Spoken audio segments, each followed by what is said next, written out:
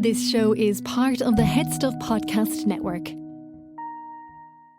Welcome, gather round the fireside and listen to a tale of Fionn McCool, Cullen, Deirdre of the Sorrows, Grainne Whale. From giants right down to fairies, of both the drooping and solitary, and those who are sometimes scary.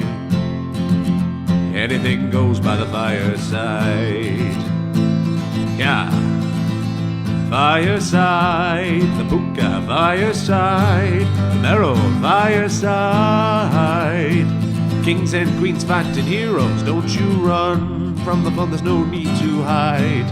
Sit by the fireside.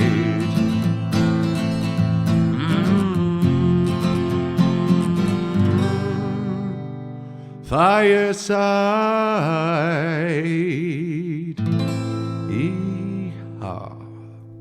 Hello and welcome to Fireside, the Irish storytelling podcast. Each episode of Fireside, we take a story from folklore or mythology, we retell it, have a chat about the tale itself and about the craft, culture and history of storytelling. My name is Kevin C. Olahan. I'm your host and your Fireside Bard. Welcome to episode 143 of Fireside. Today on the Irish Storytelling Podcast, we continue our look at the Mabinogion, the tales of Welsh mythology. This is a story about the Emperor of Rome. It is the dream of Emperor Maxen. But first, a very big welcome to any new listeners. If this is your first episode, why don't you listen to this? And if you like it, head back to at least our beginning of Welsh mythology around episode 120 or 130 actually, with the story of Pulch, Prince of David. And if you like that, why don't you head right back to the very beginning, episode 1, nearly 3 years ago, and so we've been building up on the journey of Fireside thus far. And if you're a returning listener, as always, thank you so much for your continued support. If you have not done so already, please do follow me over on Instagram at FiresideBard. It's the best place to get in touch with me. Email me at thefiresidebard@gmail.com. And if you really want to support the podcast, you can do so over at headstuffpodcast.com, where you can join Headstuff Plus, where for as little as €5 a month, you can gain access to not just bonus material for Fireside, but for all of the podcasts on the Headstuff Podcast Network. And there are new ones of those each and every month as we continue to grow as a network and as a podcast company. No hard sell on that, but there is a brand new episode from this month, which is still my interview with Mark Williams for Ireland's Immortals. And there will be a new bonus members-only exclusive episode coming each and every month, so plenty of the Headstuff incentive over on Headstuff Plus. I am coming to you once again from my retreat in the hills of Wales. I am at the foothills of the Preseli Mountains, overlooking an incredible moor as I stay in this little moor shed on my little fireside retreat to really ingrain myself and indoctrinate myself in to the land of Wales as I continue and perhaps finish my adaptations of the Mabinogion. And it is absolutely incredible to be recording from here and to writing here, getting really ahead of myself and just consolidating everything that we've been building up to on Fireside with our journey through the Mabinogion. It just feels right, and it feels like I can bring some more of a sense of authenticity, which I am obviously limited in as an Irish man who had not even really spent any significant time in Wales. So it feels nice to be rectifying that and to be in the kingdom of David, to be in the land of Pulch. I did a great walk into town yesterday. The nearest town was 4.5 miles away. So I certainly felt like one of these figures walking on their long journeys, on their knight's tales. And today I'm going to take a walk up into the mountains today if the weather holds off. But first, I am here to record this week's episode, which will now be next week's episode. I'm hoping to get as many of these written and recorded as I can, but perhaps I won't record them, so because I like Fireside to be quite up to date. I don't like to record too much ahead of time, so it feels like it is timely at the time of recording, even though I know a lot of people listen back and catch up long after the fact, so maybe I shouldn't worry so much about that. But the story for this week is very interesting because as much as it's felt like a departure to be leaving Ireland's shores to be talking about Wales and Britain at large, here we have another extension still, in that we have a story about the Emperor of Rome. Now, I'm a massive fan of ancient Roman history. I like my Greek mythology and I like my Roman history. So it is very intriguing to see a Welsh lens of the Roman Empire, considering these stories would have come from the time and just after the time when Rome was a very dominant presence in Britain, which had never quite extended to Ireland, to the land of Hibernia. So now we have an Irish lens of a Welsh lens of the Roman Empire. We will chat a bit more afterwards, of course, but this is The Dream of Emperor Maxen on Fireside.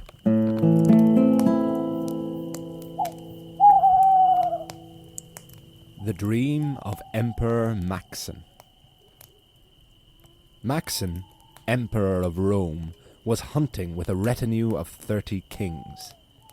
Each of these 30 kings controlled their own kingdoms, but each of these 30 kings paid homage to Emperor Maxen. But the sun was high in the sky on this day, and the heat of the hunt and the weight of the armor began to weigh on Maxen. So the Emperor of Rome dismounted his horse and found a shaded area beneath a tree and fell fast asleep. In his dream, Maxen saw a river before him. He followed the river to its source, atop the highest mountain the emperor had ever seen. From the mountain's top, he could see many rivers flowing from their mountain estuaries to the bounty of the ocean. Maxen followed the widest river to the coast, where he came to a great city. The city was host to a blinding fleet of ships. Maxen found himself walking the gangway of the harbour on board the largest of the fleet, and soon the Emperor of Rome was far, far from home. He was soon in a land unlike anything he had witnessed or conquered. The coastlines were rugged and craggy, the mountains high and lofty. The Emperor's dream journey continued to a city built into a mountain. The gates were wide open, and inside were two brothers playing chess. Each was decorated in brocaded silk and red gold with shoes of the finest Cordovan leather. Finally, Maxen came to a throne room where an old grey-haired man sat playing chess with a beautiful young woman. Of all the beauty Maxen had witnessed in this fantastical vision, this maiden was the most incredible.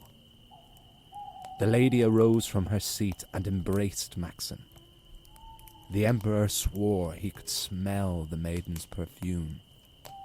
But before he could dream her voice, with the howls of the hounds, and the clank of the armor, and the thud of the horses' hooves, the Emperor of Rome awoke.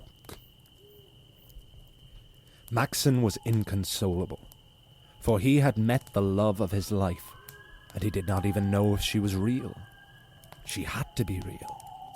He had never had a dream he could remember in such incredible specific detail. For the next week the Emperor slept every moment he could, for whenever he did, he dreamed of the maiden in the mountain castle.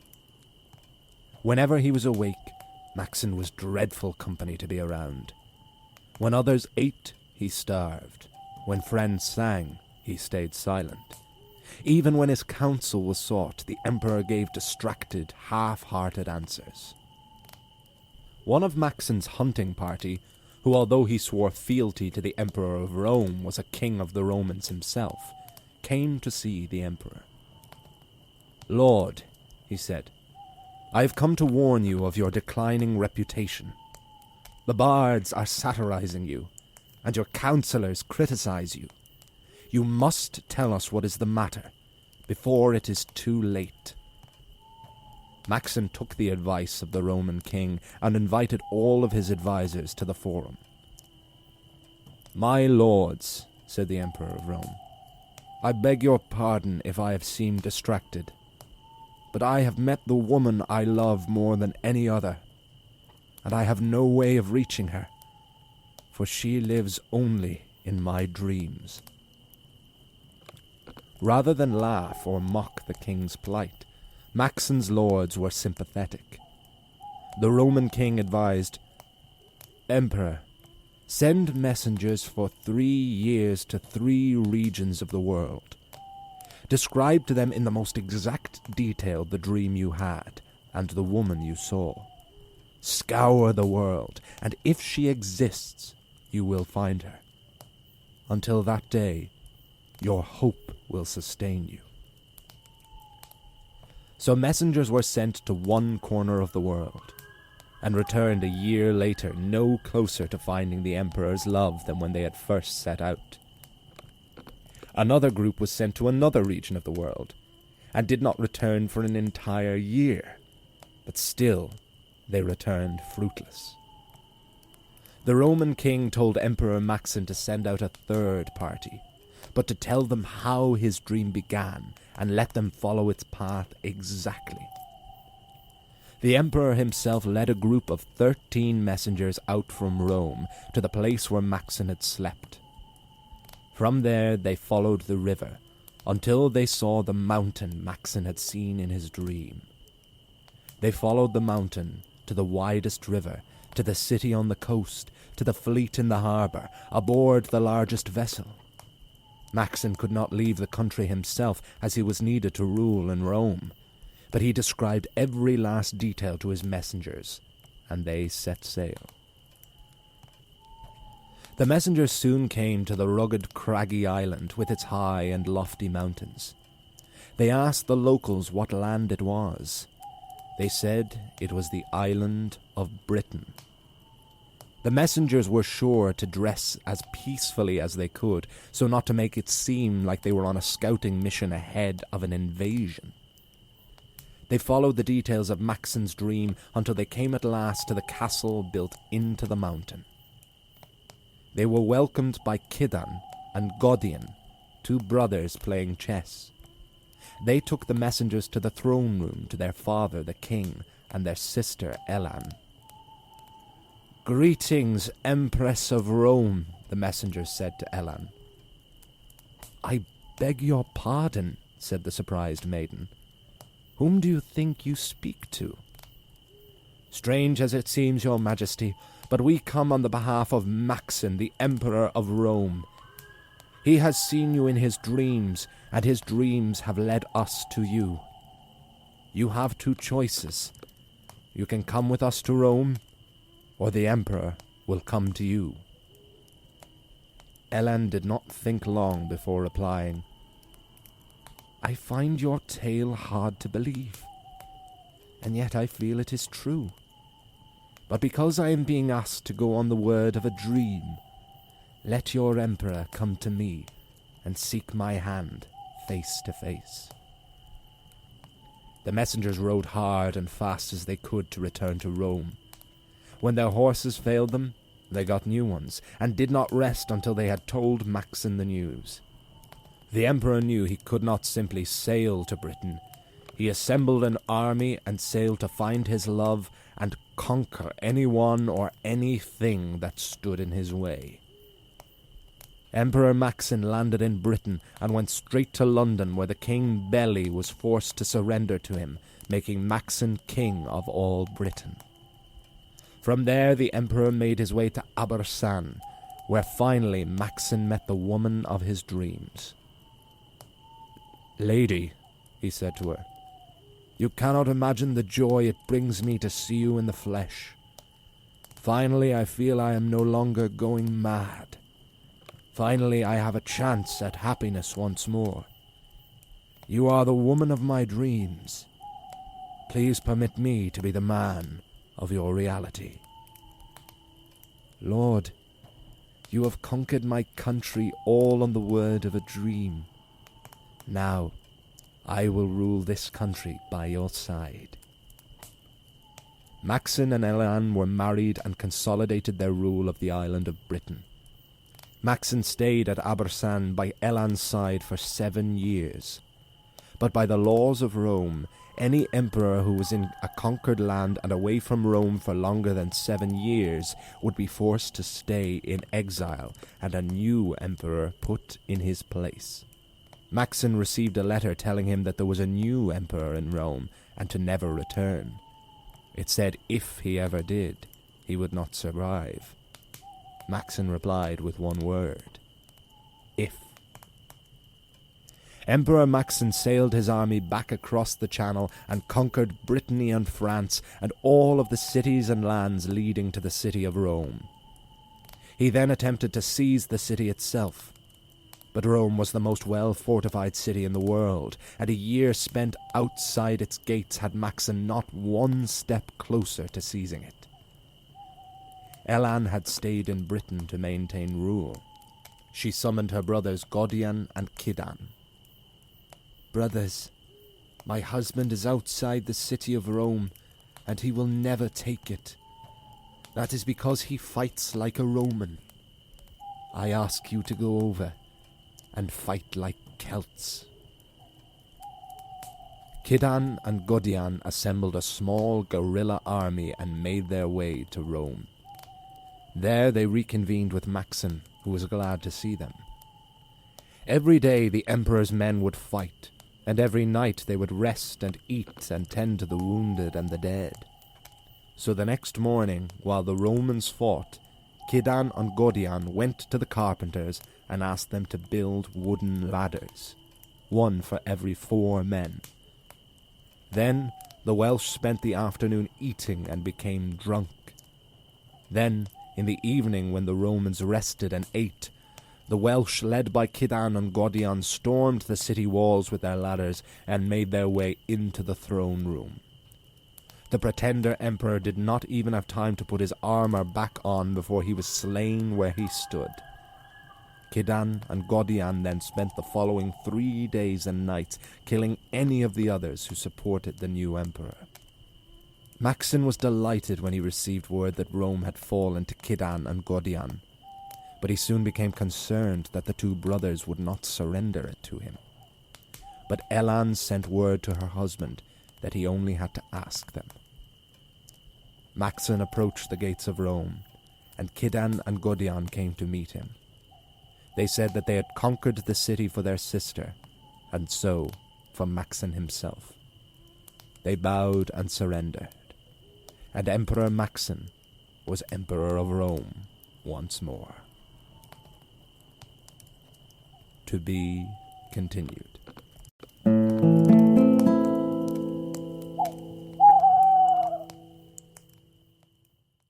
Folks, as you all know, Fireside is a proud son of the Headstuff Podcast Network, which is Ireland's largest network of independent podcasts and a loving home for the creative and indeed the curious. There are so many other podcasts I could recommend to you on the network, some of which inspired me to approach Headstuff myself. Here's a taste of one you might enjoy. Come on, sissy that pod, let's get sickening! Are you a fan of the Emmy Award-winning show RuPaul's Drag Race? Do you think about Roxy Andrews at the bus stop? And do you belong in Party City? Well, Sissy That Pod is the podcast for you. Join me, James, and my co-host, Cian, Is there something on my face? as we chat weekly about the runway realness, sickening shade, and backstage buffoonery. That's right, whether it's new episodes of Drag Race US, UK, or All-Stars, Sissy That Pod will spill the tea with a new episode for you within 24 hours. So make good choices and subscribe to Sissy That Pod from the Headstuff Podcast Network, and we'll leave you gagging on our eleganza. Now, let the music play!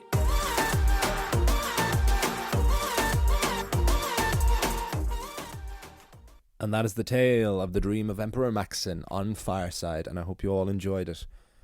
Oh yes, I adored adapting the stories of Peredur over the past couple of weeks, but it was an immense challenge, as I've said throughout them, because it's a very different task when you have to split up a story, even when it falls very naturally into separate parts, because there's always going to be overarching elements and themes that feature throughout that you then have to remember to either include or to take out, and just try and streamline and treat each story like it is its own self-contained tale, so that if people listen to this out of sequence, they should be able to get the whole story and not listen to 4 parts to get it at all.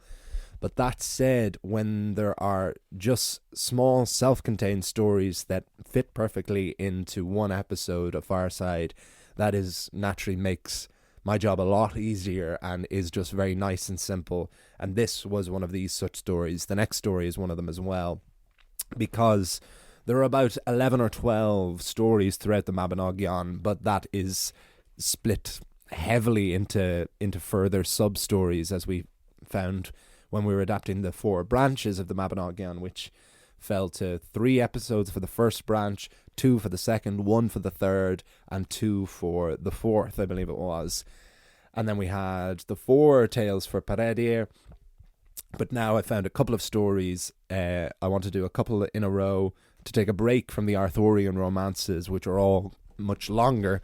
Thankfully, Peredir seems to be the very longest of all, so it's nice to have had the meatiest challenge done already. But here, it's a strange case, like I said, where it's from my point of view, it's an Irish prism of a Welsh prison of Rome. So this is based on a real person. This is based on a real Roman emperor called Maxen Maximus, who was emperor of Rome in the early 4th, 5th century. However, his true story is quite the reverse of how it happens in this tale, because Maxen came to Britain and he was declared emperor of Rome by his own people. So it was Maxen who was the usurper, who usurped the Roman emperor in Rome itself. So in this story you have the exact reverse, where Maxen is emperor in Rome and he is lured over to the island of Britain through his dream to marry this Welsh princess and become king of Britain. And it is when he spends such a long time in Britain that he then loses his control in Rome by a faceless emperor who he then has to go over and reclaim his kingdom for. The first thing, as I mentioned at the end of the last episode, and the fascinating aspect of this story is very, very, very, very similar to the dream of Angus, which again I love discovering because it all feels like it consolidates and justifies my further exploration outside the remits of Irish mythology. I love when it all circles back to it, because in the dream of Angus we have Angus, who is very much this royal figure who falls asleep while hunting, has this dream of this woman he doesn't even know exists, and then is miserable until he finds her, and is sleeping all the time he can, and it's his own advisors who tell him to go out. The story then differs after that, where Angus has to go and pick his wife out from a group of many women in the shape of birds. We have Maxen sending his advisors all around the world and eventually finding them in Britain. So of course it could be a coincidence, but when the dream of Angus is one of the most famous worldwide of the Irish myths, it's quite a strong possibility that these stories may have influenced each other in different versions over time. But it is very interesting that you compare kind of this reverse propaganda, where in real life this Emperor Maxen was a usurper king who then went over and consolidated his rule in Rome. We have a far more flattering tale of portraying him as the rightful ruler of Rome, who then only came over to Britain to live, to be with the love of his life, who then was usurped and went back and fought his own kingdom. And then we get a kind of piece of propaganda from the perspective of the Britons, of the Welsh, for the sake of the Mabinogion, and that is that Maxen is incapable of taking his own city, which is very well documented. You know, Rome was as well built a city as there has ever been, and it was considered a declaration of war. So this is where Julius Caesar was so particularly noteworthy, and the Rubicon River, which ran outside the city of Rome, it was considered a declaration of war to cross the Rubicon with an army. And so when Julius Caesar did that in AD 46, was it? I'll find that out. When he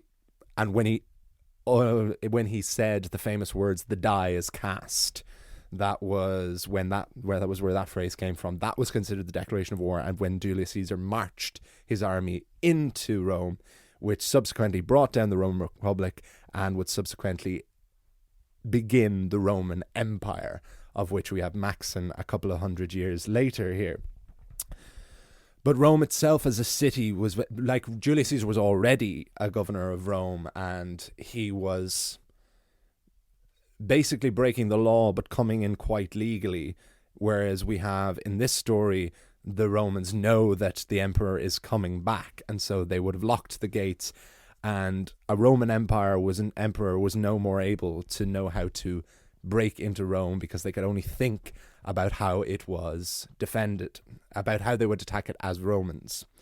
And so in this story, we have that where the Romans can't take their own city because they can only think like Romans, whereas the Celts can think like Celts. And bearing in mind, you have a very strong traditional rivalry between Romans and Celts because of the 10-year Gallic War, where you had Julius Caesar basically building like walls around Gaulish cities throughout northern France and Germany of what it is now, and trying to starve out these Gauls and these early Celts.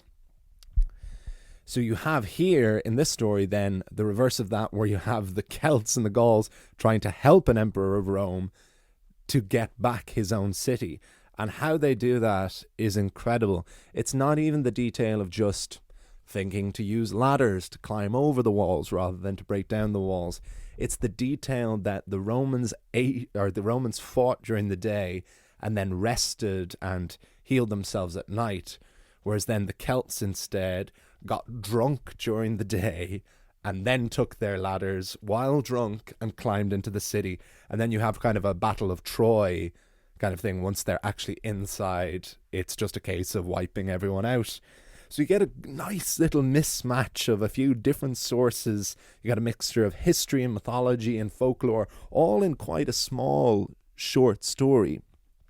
So you have influences of the Dream of Engus, of the history of Emperor Maxen himself, of this kind of Roman thought versus Celtic thought, and then this coda of the Siege of Troy right at the very end. Not bad for a relatively short tale. The one detail I left out, which just kind of bothered me a little bit, which is why I omitted it, it was just at the very end, but as always I will tell you in these parts, is that once Emperor Maxen is back on the throne, he tells Kidan and Godian, the two brothers who have seized his throne for him, that he will give them an army and that they can conquer any lands they so choose. So Kidan and Godian decide, and they go off with their army and they supposedly conquer many, many lands.